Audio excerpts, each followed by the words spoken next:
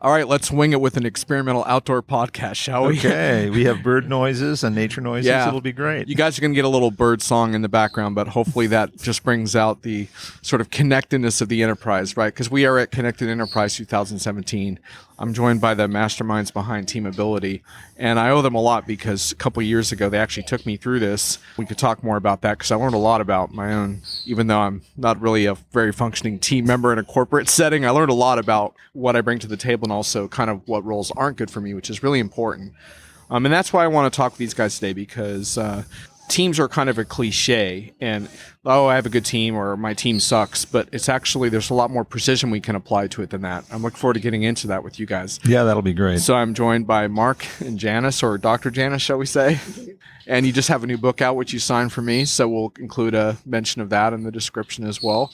But it's about Teamability, and that's the name of your organization. Yes. And also of your concepts. Yes, indeed. So, Mark, you're going to give us a little bit of background on all this. Just a little bit. This all came about because of the interest in the difference between individual attributes and teaming behaviors. So rather than getting into a whole lot of detail, I'll just simply say that at a certain point, Dr. Janice and a person named Dr. Jack Gerber started working together as behavioral scientists. They'd been observing the results of all different kinds of personality traits testing, aptitudes testing, and many other kinds of tests, which now include, more recently, the addition of things like EQ tests, StrengthsFinder tests, predictive index tests, and so on and so forth, all of which are based on the idea of self-inventory questionnaires. And not that there's anything wrong with that. You can find out a lot of things about the different parts and pieces of a person, described as, let's say, aggressiveness, extroversion, and so on, although they're given different names. Well, the problem with that is not that there's anything wrong with it, but rather it doesn't go quite far enough to tell you what teaming is about. So Dr. Janice and Dr. Jack got together, and they set to work on the mission of figuring out what is teaming actually. How do people connect with teams? And is there some way to use that information to make working life better? And it just took about 25 years and 9 years of tech development, and now we have that. Lean startup in a nutshell, right? Oh, yeah. Yeah. Very lean, very lean. It was an interesting experience. The first thing we did was I went back to my first love, physics and systems. I'm really a systems scientist. Wrote my first line of code very long time ago, machine language.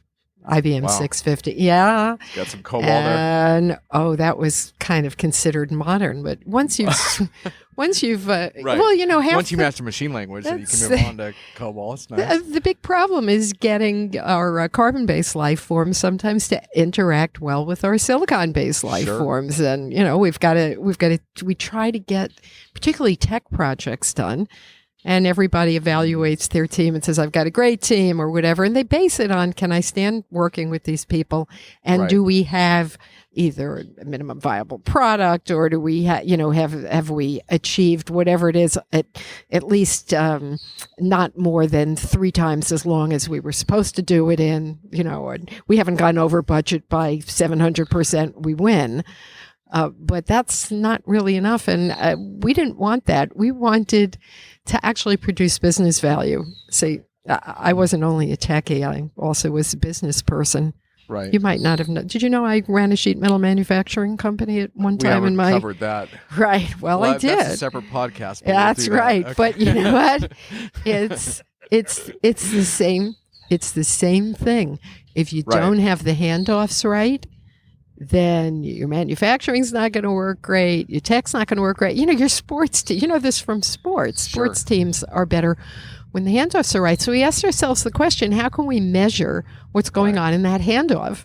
Because Right. it's the white space on the org chart. Well, I still see a lot of times people mostly function in teams in terms of, oh, I like this person or I don't like that person. And I'm really troubled by that because to me, like, this is my bias, but I don't think there's a whole lot of room for personal feelings when you're committed to, it's just like a sports thing. You don't have time for infighting if you're trying to quote unquote win the championship or whatever. And I think work is the same. And my thing is like, well, you think you don't like that person, but what if they were in a role that was suited for them and they were pulling their own weight in a way that you never expected? Because a lot of times you don't like them because they're unhappy in their situation. if you found them a better situation, then I think you might not never be like, oh, this is my best friend, but you would appreciate what they do well.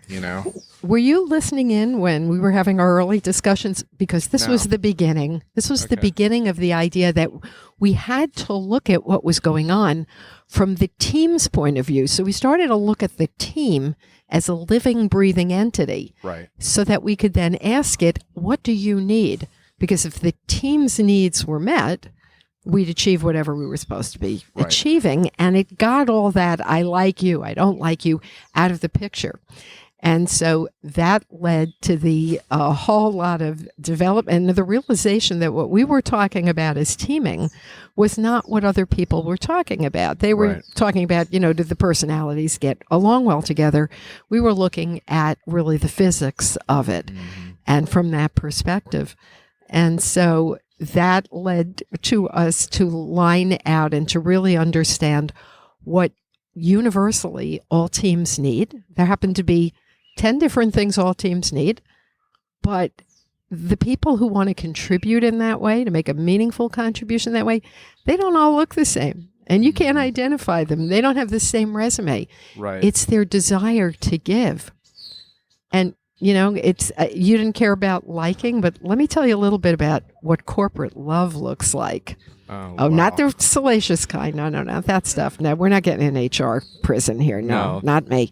I haven't signed enough disclosures and disclaimers to do that. Think about how awesome it is to be contributing in your way. So, for me, that's big picture vision and, strategy and all that.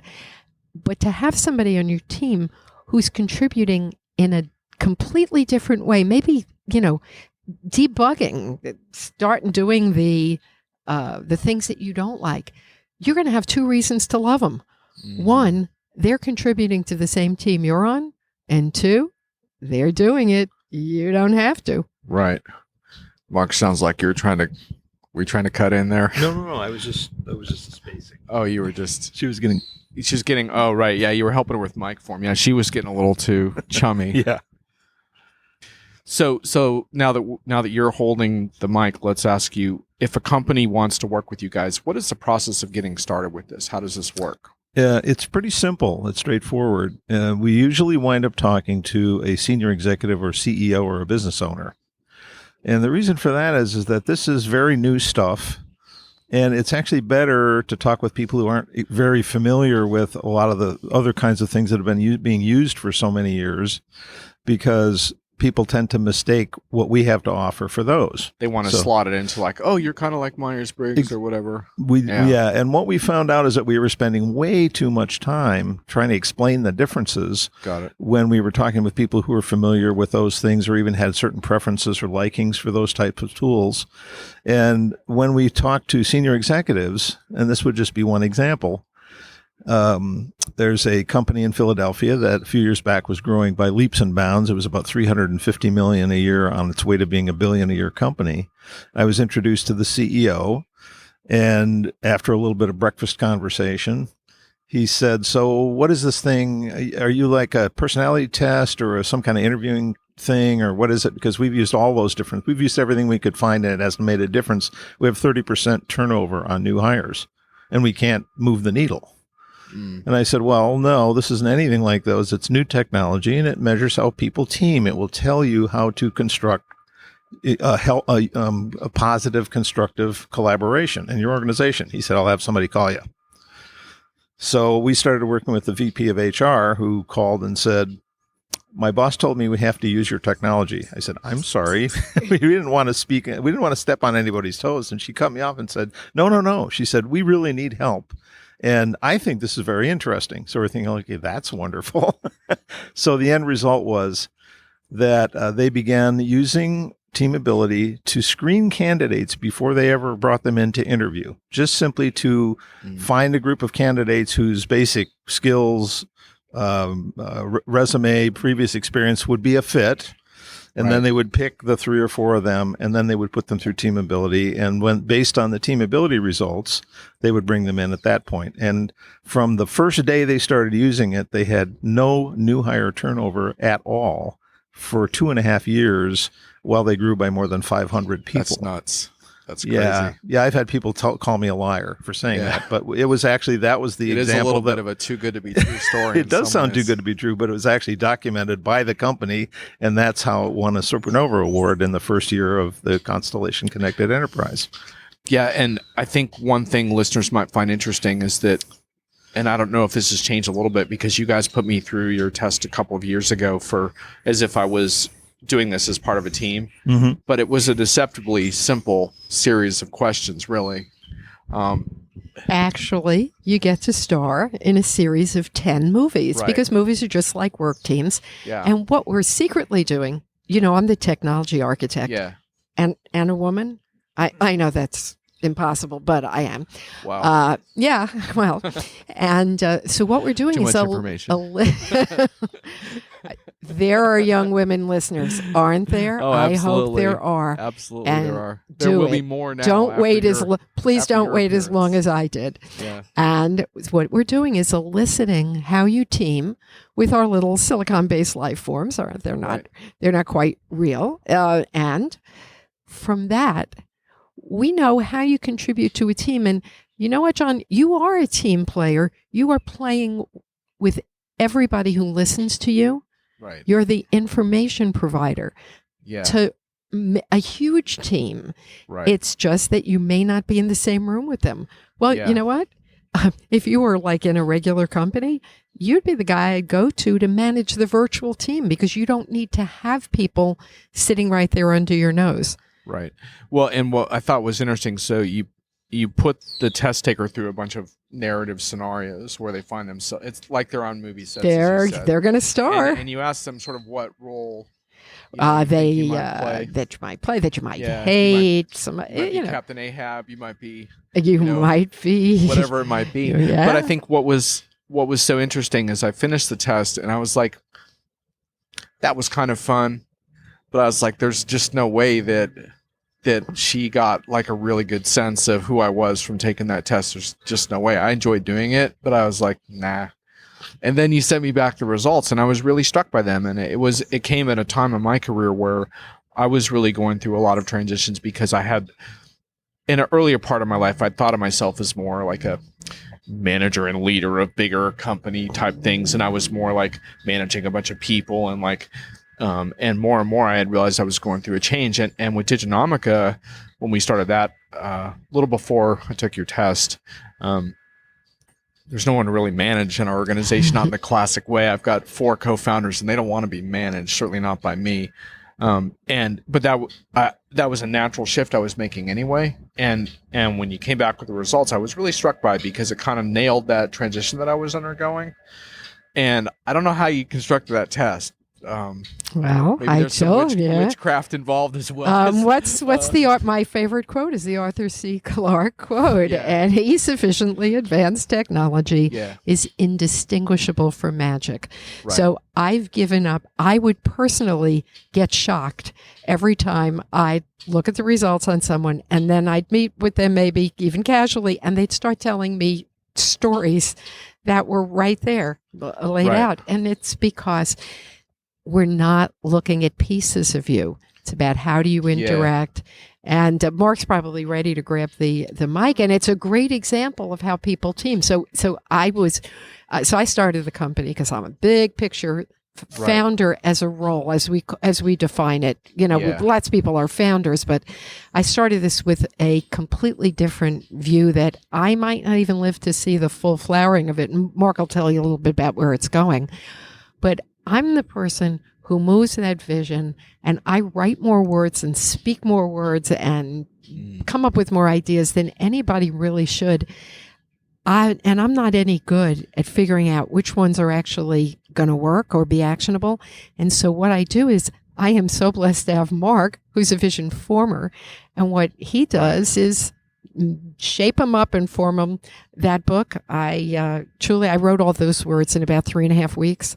I think it took him about a year or so to turn it into a book that actually could be something. And it's because of when you're both contributing and as more people join to the same needs of this abstract thing that we call a team, but it's real and it's living. Sure. then there's an enormous amount of trust that grows up, that you really have faith in each other to come through for the good of the team.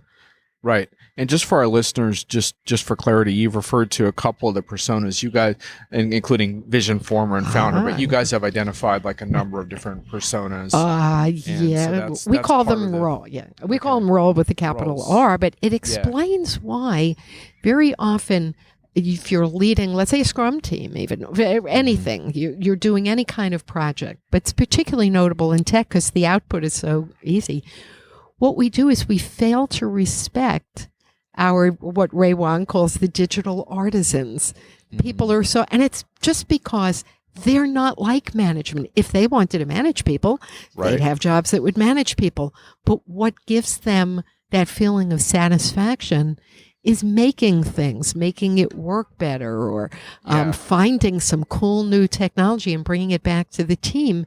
And so there's now a way not only to design the team, but there's an operating system of teamwork. So I'm going to let the more organized person of our two-person team here handle that. Yeah, and basically, we previously mentioned that this was all about understanding how people seek to serve the needs of a team, and every team has specific needs. Not all teams have all the needs. There are 10 basic areas that teams need to be serviced. One is to have a future. One is to have resources. One is to have people who pull other people together or organize activities and so on. And that's where all those, what we call roles really are, is specific ways of service to the needs of a team. So what we're able to do with Teamability, by identifying how a particular person really has a deeply seated desire to serve a particular need, that and when you turn that into management information, that means that a manager or a team leader can begin to align people with work that is of the nature, not all their work necessarily, even just some, maybe just 25% of their work of the time that they're doing something that they feel personally is meaningful. And that's extremely important, more so than ever with millennials, because they've been acculturated to feel that they should be always doing something that is meaningful. Well, we just had some questions this morning after the Radical Candor keynote expressing frustration about the challenge of sort of managing millennials and such, and then digital transformation's been the other big theme of the conference, obviously, and the challenges around culture change and people change, and to your point around artisans. I think all these things sort of fit in with this notion that we're not taking advantage of the talent that we have, so. Yeah, there was a great question that was raised about the idea of measuring energy. And I wasn't going to do a commercial on somebody else's time, but I actually went over to the person and I said, what you really are trying to measure is available energy. Right. And so there is, this comes out of physics, so we're able to measure, do you have somebody who has unused energy? Some of us like to have low stress jobs. And then there are those of us who are only happy when we're insane entrepreneurs. Right. And, they're completely different worlds. I have that affliction, unfortunately. It's a wonderful, but we love it. But because we do, we shouldn't be inflicting it on people who just don't do their best work that way.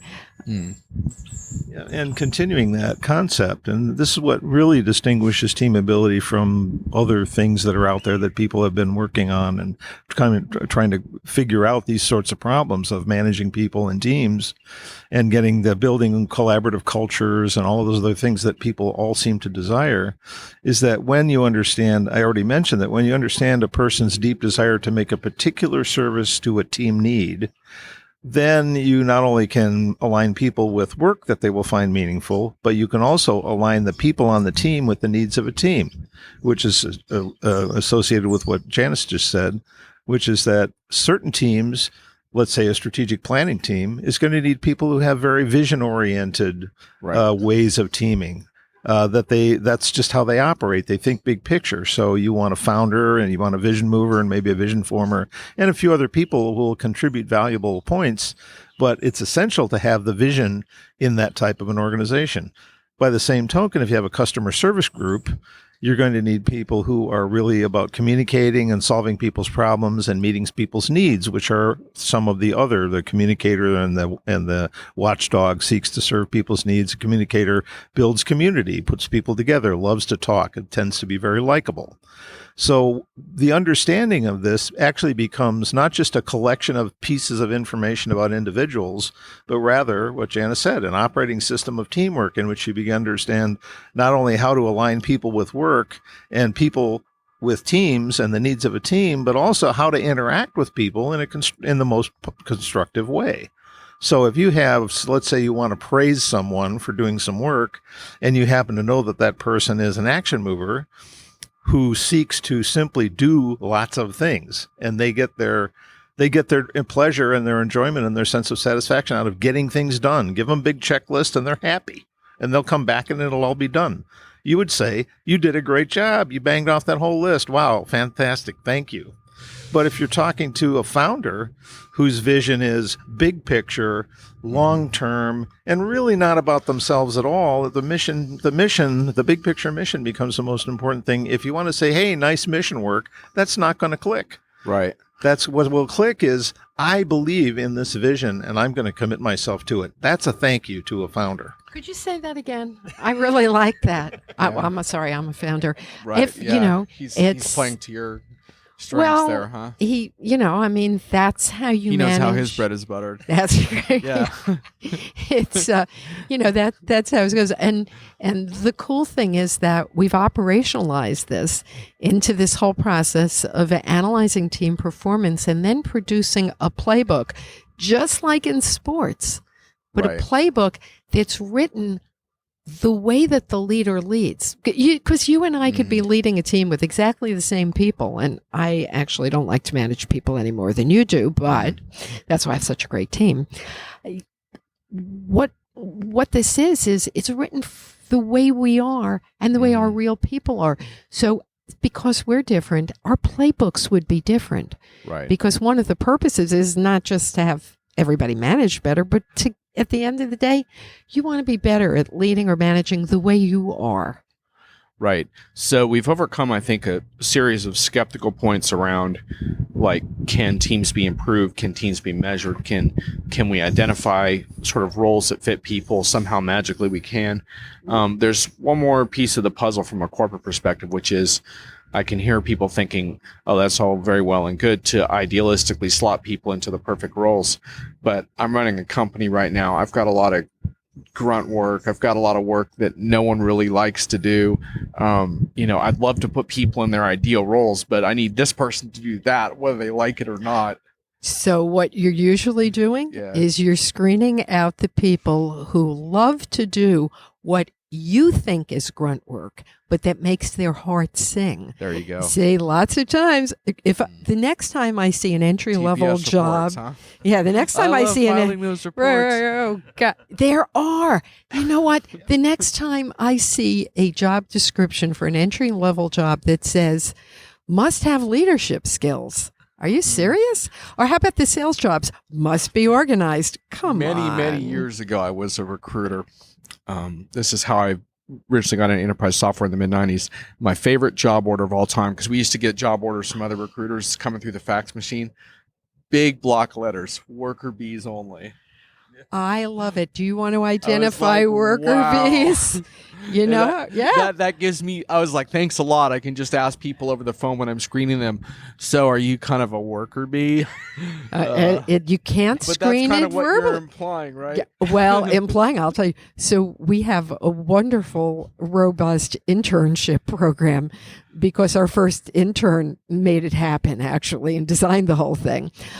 And what if somebody comes through and there happened to be the most wonderful founder or vision mover or vision former on earth, they're not going to fit and be happy with the work that interns do. Now, they do a lot of great stuff, social media, and they get to do their version of leading or decision making or trying out things and being risky. But they really, really love doing things like, I had someone who just loved suggesting which emojis would go well with which tweet. So you're embracing a vision that the problem in my example is more my own biases around what kind of work is fun or not, and that we all have them. And you're embracing a more idealistic view, which could be also very practical, which is that in a company there's kind of a right role for everyone. That's kind of what you're implying. Everybody has goodness, and I hate when we say, "Oh, that person sucks" or whatever. No, give them the kind of work that aligns with the way in which they're going to contribute, whether you like it or not. You may not want to do that work. Give that to them and watch them turn into a happy, productive human being. And by the way, they'll be a better citizen and neighbor and family person. Yeah, I think, and the other core, I guess you'd say the next step that I saw coming was like, okay, well, we did talk about one point of value where that comes, but there are others. Besides, once you organize people and work and teams, and then you begin to propagate the environment, the working environment, with awareness where each person, through their own self-coaching report that we produce for them, begin to understand their own way of teaming and to learn how other people team in ways that are different, so that everyone begins to think of other people as, well, they're just contributing different from me. So the fact that I'm big picture and they seem to always want to be down in the weeds fixing little problems or organizing stuff is really just that I understand now that we're fundamentally different, and I can be more respectful of their work. It actually is a wonderful way to pull people together. So-and-so loves wallowing in minutia. I'll just let them do that. There are people who love to wallow in minutia. Absolutely. Instead of funny, hopefully they'll find a nugget in there someday. What's really funny is that, and this again comes around to it, we come from a basic idea of that different people team differently, and different leaders lead differently. And then we go through all of this. By the way, you had mentioned that this seemed very simplistic, but actually underneath it is very complex. Well, you spent we aren't going to go into the details. You spent 25 years on it, but you buried the complexity in the exam. I figured that part out. And then I did figure that part out. That's right. And then what happens is it all comes back to people working with other people, and we've all seen all these different kinds of things. We've seen people who love to bury themselves in minutia, and we've seen people who are always kind of out in outer space thinking about big picture stuff. Now we actually can put it into context and increase the level of awareness and appreciation between people, so that teams actually do develop real team chemistry. It is a real thing. Yeah. And real profits for real companies, because that's a concern also. I mean, if you're thinking of investing in a company, you can put a valuation on the tech or whatever, but if you want to put a valuation on the team, you need some pretty deep information, and works for that too. Well, I think I can meet you 2/3 of the way on this one, which is that I think that I can't think of an organization that couldn't benefit from taking approaches like this. And to Mark's point, I can't really think of individuals that couldn't benefit from sort of the two-pronged approach of learning more in a nuanced way about what you're good at, what your strengths are, but also maybe appreciating like other types of strengths that you don't have. I think it's so important to understand that. And certainly you can aspire to things that you're not particularly good at the moment. So but I would say where your ultimate challenge would be challenge is United Airlines. Oh, that's another thing. So if United Airlines is listening to this, I'd like them to bring you guys in, and perform teamability on these guys. There's one thing fix that you said. Company, because if you can fix them, then I think you're gold. That would be very cool. And Janice will have something to say about that in a minute. I just wanted to mention that you used the term strengths a couple times when you referred to what people find out about them. In a way, it is their strength. But fundamentally, the strength derives from something deeper, which is their personal connection to serving a particular type of team need. Right. And when you make that distinction, you realize that you're not just talking about a checklist of strengths, but rather a holistic view of how people interact in teams and where true positive chemistry actually comes from. You're almost taking it from a more primal perspective of that we have this sort of deeper drive for purpose and it's kind of unique to each individual. Yeah. I was just going to say thank you, American Airlines. There was some very cool teaming on my flight out. And all right. So maybe they're already heading in that direction. Well, okay. No, we would welcome. Actually, American, you are our home base. We're in Philadelphia. Okay, well, if you can fix American, I would be equally impressed. But we occasionally do Fly United, and you know what? It's visible. Teaming is actually visible to outsiders. It relates to how you interact with each other is going to clearly be related into how you interact with your customers. We know that. We know the data on satisfaction inside and customer I will sat. certainly say, even in the beleaguered airline industry, at least beleaguered from a customer perspective, they're making a lot of money somehow. Like on certain flights, you can kind of tell when a crew is clicking, right? You can kind of tell when they've worked together a long time, and everyone kind of knows, and even the way they move in the aisle, they anticipate each other's movements and stuff. And so you certainly see that in certain sort of pockets of enlightened culture, but within that broader thing of like, wow, this company needs these principles in a much broader way, Exactly, and it makes for so much nicer an experience when you are buying anything from a vendor company where people are actually connecting. Your service happens better, people are responsive, and it's because of the handoffs. That's why you love the team, the winning team, any sports team, because all sports come down to the handoff. It's the ball gets handed off, the puck gets handed off. It's still what's going on in that space between people. And it's just as important in your business. In fact, it can be life or death in your business. Well, I don't want Mark to miss his ride to the airport of this podcast. We're going to have a sad ending. How are we doing there? Are you getting pretty close? A few more minutes. Okay. I was going to say we could give you just some other kinds of examples of how it's used, because mostly we've been talking about inside the team and working with an existing team, but we've had some other interesting clients. We have a chain of coffee companies that are interested. A company that has a small chain of coffee cafes, and they're looking at using it to run a team analysis on their most productive teams in stores, and then compare that to the least productive teams in stores. And from that information, we can be able to say, based on who's on the team and what job they're fulfilling, and align that up with what we would call a role fit, team fit analysis.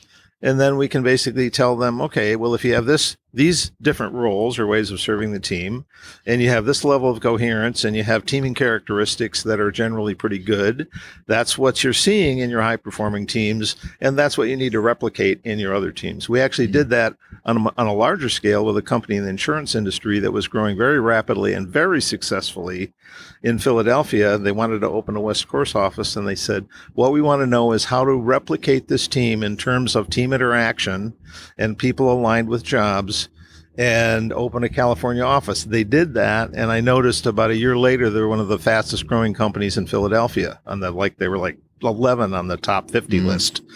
And we just heard from them recently. They sold the company, and I think it was described as lottery money was what they got back. Big dollars for it. Another way to look at it is post-merger. We've had a situation where with a company that's a medical device company, two companies were merged by their private equity investors. Everything seemed to be fine until all of a sudden the product really started to take off in the marketplace. And then the wheels are coming off the wagon because there were a whole lot of teaming issues that had been unresolved while the team was kind of in this fallow state. And then when they all had to start performing, they had problems with supply chain. They had problems with customer relationships. They had problems with delivery times on stuff that was absolutely needed on time, where the product was actually delivered an hour before a surgery on someone's spine. So, and then that was all those problems were fixed. So another way would be, and especially since we're talking here in, close to Silicon Valley, would be a venture capitalist evaluating the prospects for a team or for merging a team or merging two teams. An underrated characteristic of startups, right? Yeah. Yeah.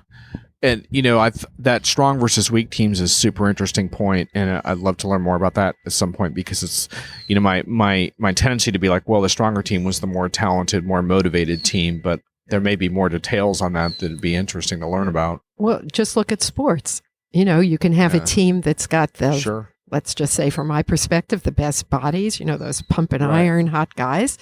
and they can throw I faster. think you look at sports slightly differently than me, but Oh, well, did I? I see your point. That's how technology architects look at it. Oh, I'm Right. sorry, just a small subset of Yeah. us, the ones that we do enjoy our sports, and they can be the most incredible, talented throwers or catchers or whatever the sport is, but something is not going on that team.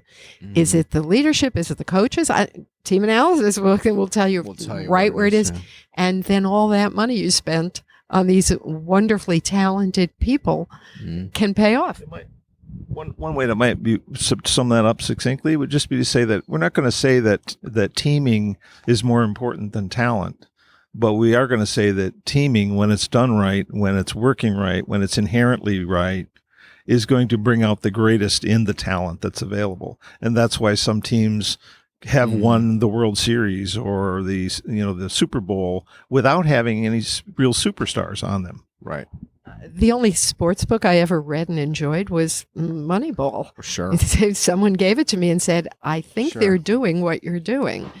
And they were doing that without the operationalization. Well, and I think what was really interesting about that is that he never won a championship using that, but he obviously had a lot of success. I mean, and in sports, we often take an all or nothing view, whereas in many ways, he was a very successful franchise, but it was about doing more with less. And what's super interesting is, as a Red Sox fan, I can tell you that when we won our first championship in God knows how many decades, part of the fruits of that was applying a combination of the more Moneyball approaches, which are similar to yours, but then it was also spending money on super talent. So it was sort of a combination of, but ultimately it had to be a team, obviously. But it's sort of interesting. It was like talent plus team kind of was the formula there. Oh yeah. Now there's a pro ball team. I'm not going to name them because who has just started doing some work with us, and I'm going to be fascinated to see if they can drive that into the player area. Yeah. And see the win. And I guess that'll have to be the year that I have to root for, not the home team. Well, it's interesting because one of the Boston Celtics' best teams of all time. One of the reasons it was one of the best teams is you had Bill Walton, this Hall of Fame center, coming off the bench. And so he had embraced his role as a sixth man, right? And a lot of guys in his position wouldn't have done that. But then you bring this guy off the bench, it's like, oh my God. And so I think that's where it starts to get interesting, is how people accept roles and that make sense to them and see how they could be uniquely a contributor. So I guess you can learn from sports in that regard. Oh, there are amazing people who are being underutilized in organizations all over. And we can say that because part of making your life better is letting you get exposed to all the things, not only that you can do now, but the things that are in your near future. And that's what's important for millennials. They'll accept being in whatever job it is if you give them enough interesting stuff. But what do you do about the ones who on day one really would like to lead the thing? Day one of my first real job, when I was just out of college, I wanted to run it, and I knew right out of the box there were areas that could run better and that people weren't doing anything about it. And frustration leads you to be an entrepreneur. Well, we should wrap up soon, but I hope that more companies think about hiring for potential. I did an interview with the CFO the other day who talked about that, how it's create exceptional workplaces was her presentation that she gave. And she was talking about how when they hire people, they're hiring people based on envisioning how they might grow into roles over time, and how they have structured ways within their company of exposing people to different things so they can do that. Because I think so many people, it's a tragedy when they don't ever get the opportunity to discover what they're good at and have it nurtured along to the point where they can excel. And she started at that company as just a entry-level accountant, and then evolved into a CFO because she was given room to do that. And I think in a lot of companies still, they don't think like that. And if they don't have that mindset, then they're not going to be able to take full advantage of what you're talking about, unfortunately. Well, with Teamability, they can have the roadmap for that on day one to know where can I move this person? And pipeline's getting important because recruiting. Boy, Yep. you're probably going to be happy that you're out of that. That's a tough one these days. It is. Oh, I so bailed tough. on that ship, thank God. but no, you're right. It would help. It would certainly help. Well, thanks a lot. Any final thoughts, Mark? Are we good? I think just that we really appreciate your Sure. interest in what we're doing, John, and we hope the folks that you communicate with will take action. Thanks, We'd love Will. to talk with them. Yep. And we'll see you next year Next at year. Constellation Connected Connected Enterprise 2018. If the scheduling gods align, that will happen. And I hope you guys enjoyed the birds and maybe even heard the crackling of the fire behind us. But this is definitely one of the more scenic podcasts I've ever done. So, in fact, we'll wrap on that note. But thanks a lot. Take care.